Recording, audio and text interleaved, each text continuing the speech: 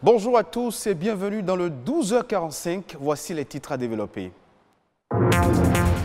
Dans 2 jours, la communauté musulmane célèbre la fête de l'Aïd el-Kébi, encore appelée Tabaski. Mais avant le jour J, le prix du mouton à immolé a grimpé sur le marché à bétail. Nous avons fait le constat. Nous parlerons des masques de protection utilisés pour se protéger contre le coronavirus. Au-delà des mesures barrières, la gestion du masque après son utilisation pose encore problème. Et puis, le monde entier a célébré hier la journée mondiale de lutte contre les hépatites, une maladie causée par une infection, une intoxication par un médicament ou encore un produit chimique. Comment l'éviter? Élément de réponse dans une dizaine de minutes. Nous sommes à 2 jours de la fête de l'Aïd el-Kébi, encore appelée Tabaski. 2 mois et 10 jours après la fête du Ramadan, la Tabaski est célébrée chaque année par tous les fidèles musulmans. Cette année, elle aura lieu ce vendredi 31 juillet. À quelques jours de cette fête, les prix du mouton à sacrifier ont augmenté sur le marché à bétail du fait de la pandémie liée au coronavirus. Constat et précision dans ce reportage. Nous sommes à Agblan-Gandan, dans la commune de Semekpodji, dans le cheptel d'ovin de Abdou, vendeur de cet animal, vedette de la fête de l'Aïd el-Kébi, la Tabaski. Ici, 2 races de bêtes se distinguent. Elles sont remarquables à travers leurs traits et leurs variétés. Leur prix de vente sur le marché est tout aussi varié. Nos bêtes varient de 80 000 à plus. Et à 4 jours de la fête, nous avons déjà vendu près de 120 bêtes. Or, l'année dernière, à pareil moment, nous sommes déjà à près de 160-180 bêtes. Donc, ce qui prouve qu'effectivement, le coronavirus sévit même financièrement. Le coronavirus a asséché les poches et a impacté le marché de la vente des bêtes.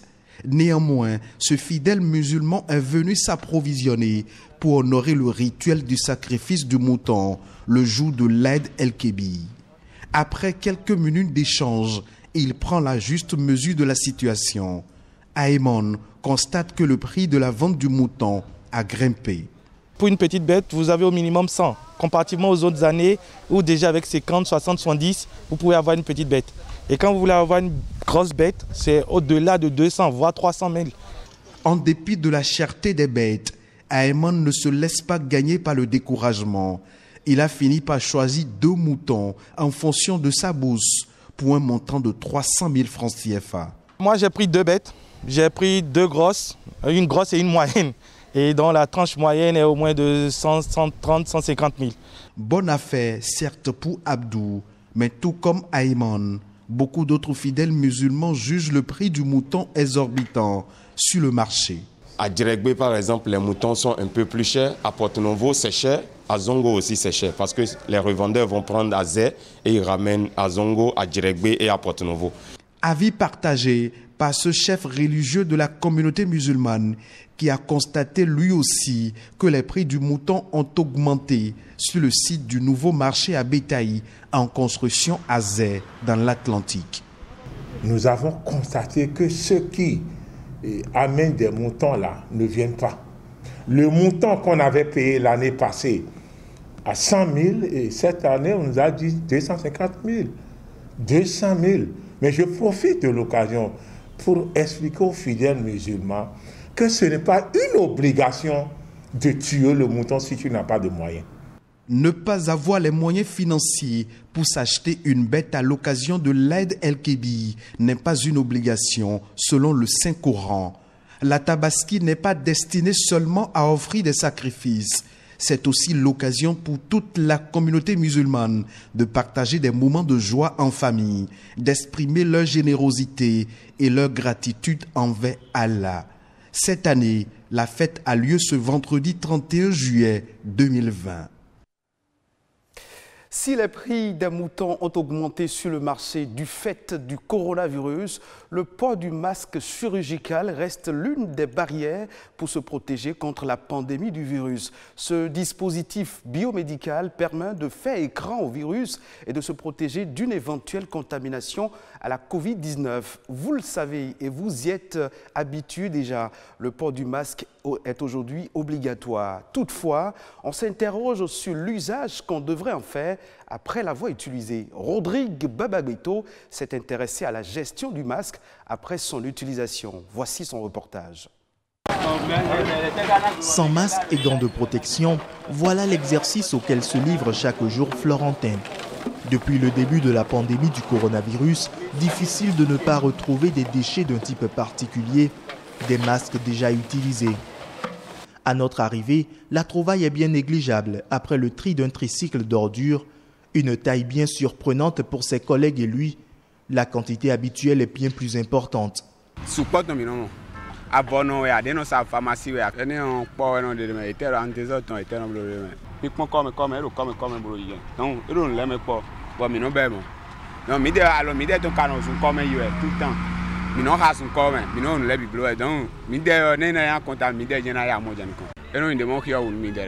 Un sentiment complètement justifié.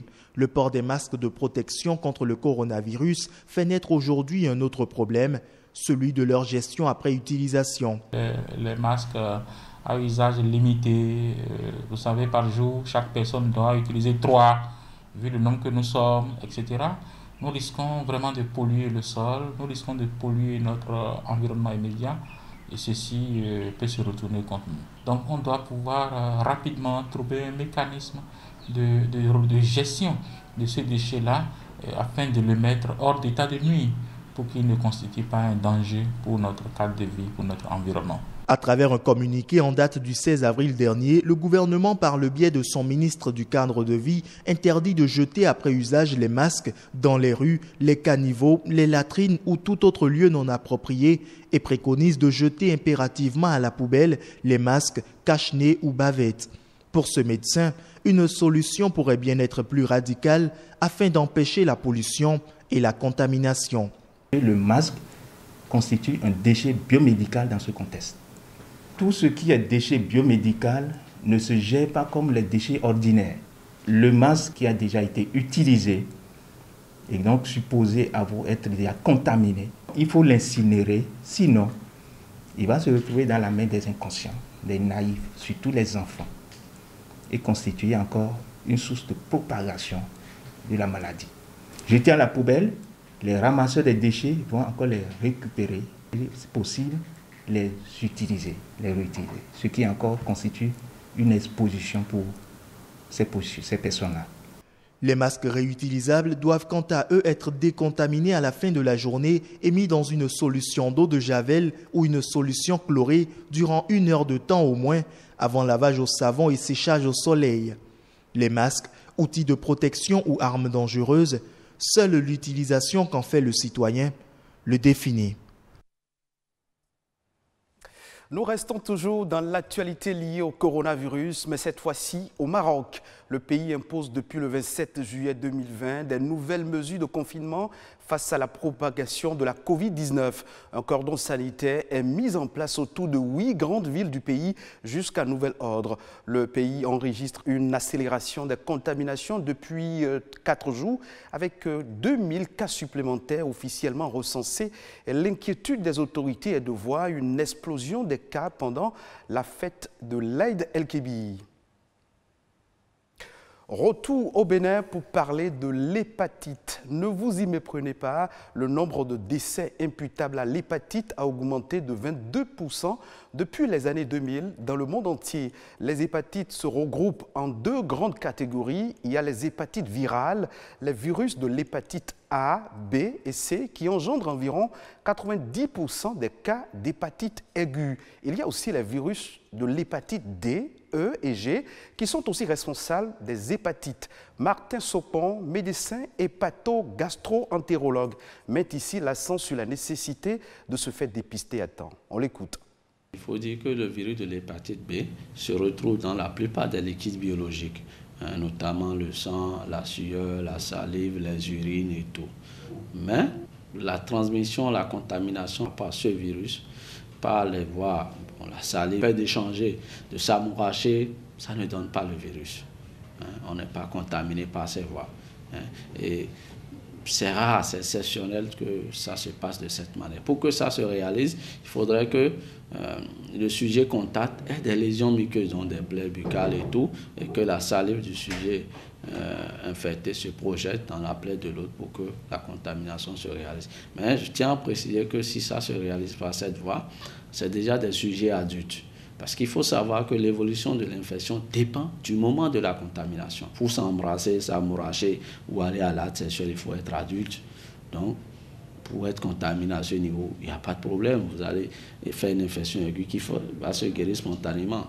Donc, les contacts sexuels aussi, le virus est dans le liquide sexuel, mais il faudrait que le sujet qui est infecté ait une forte charge virale et que ça soit un virus avec antigène HBE positif ou que les relations sexuelles se passent pendant que la femme est en menstruation ou que la femme, il n'y a pas eu beaucoup de préliminaires et que la femme n'est pas suffisamment sensibilisée. Donc, il y a des micro-saignements pendant l'acte sexuel. C'est ces facteurs-là qui augmentent le risque de contamination. Sinon, en réalité, beaucoup plus chez nous, on est infecté par ces virus très tôt dans nos premières heures de vie, par notre mère ou bien dans l'entourage familial.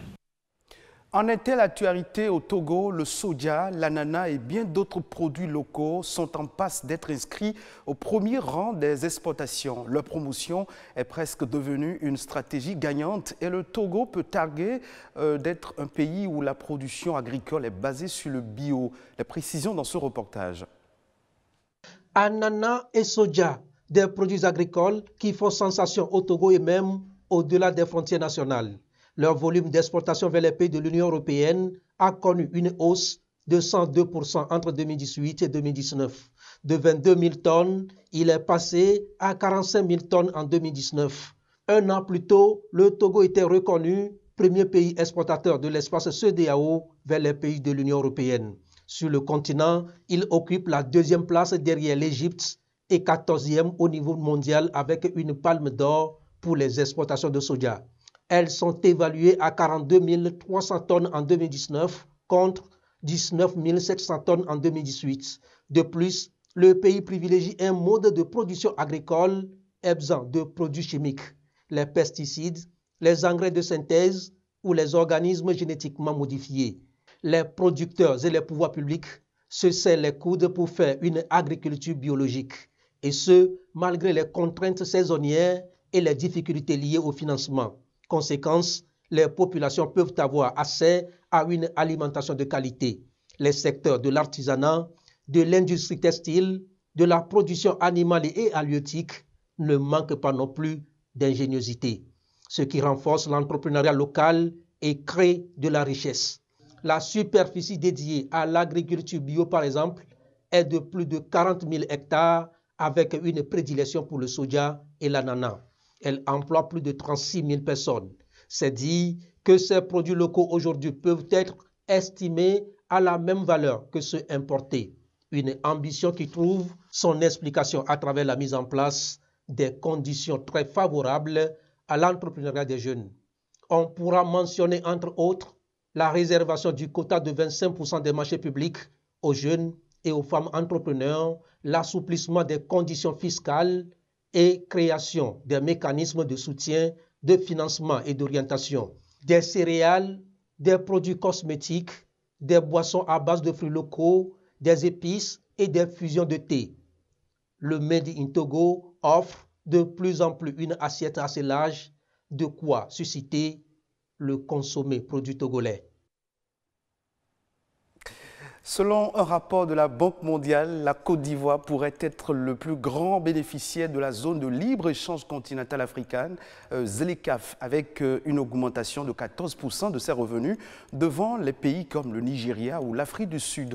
Au total, les revenus du continent pourraient bondir de 254,700 milliards de francs CFA d'ici 2035. Selon l'institution, la Côte d'Ivoire a à l'un des coûts commerciaux les plus élevés en Afrique.